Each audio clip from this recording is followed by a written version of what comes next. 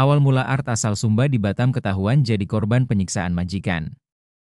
Seorang asisten rumah tangga, Art, asal Loli, Sumba Barat, Nusa Tenggara Timur, NTT, bernama Intan diduga menjadi korban penyiksaan oleh majikannya di kawasan perumahan elit Sukajadi, Blok 10 nomor 40 Kota Batam. Peristiwa memilukan itu kini tengah diselidiki oleh aparat kepolisian setelah korban diselamatkan dan dibawa ke rumah sakit untuk mendapat perawatan medis. Informasi awal menyebutkan, korban disiksa majikannya yang hanya dikenal dengan sebutan Ibu Ros. Ironisnya, salah satu teman kerja Intan yang juga Art di rumah tersebut, diduga ikut melakukan penganiayaan atas perintah sang majikan. Tim Flobamora Batam menceritakan awal mula mereka mendapat informasi dan mendatangi korban yang masih di rumah majikannya. Peristiwa ini terungkap setelah tim Flobamora Batam, komunitas warga NTT di Batam, mendapat laporan dan langsung mendatangi lokasi kejadian pada Minggu, 22 Juni 2025. Saat itu kondisi korban dalam keadaan lemah dan penuh luka.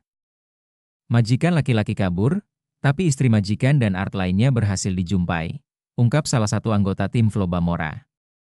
Koordinator Bidang Hukum Persekutuan Komunitas NTT, PKNTT, Batam, Balawanga membenarkan kejadian tersebut.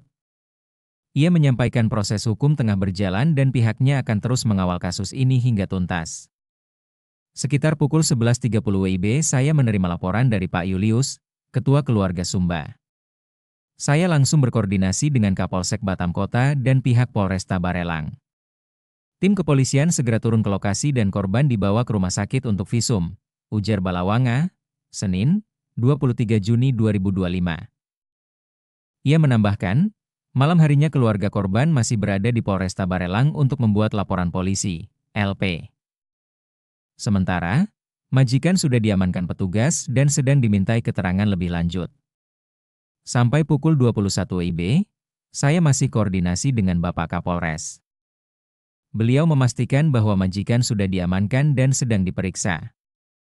Kita percayakan proses hukum kepada aparat, dan PKNTT akan terus mengawal sampai tuntas, jelasnya. Sementara itu, kondisi korban saat ini masih menjalani perawatan intensif di rumah sakit. Luka-luka di tubuh korban tengah ditangani oleh tim medis, dan korban juga direncanakan akan mendapatkan pendampingan psikologis mengingat trauma yang dialami.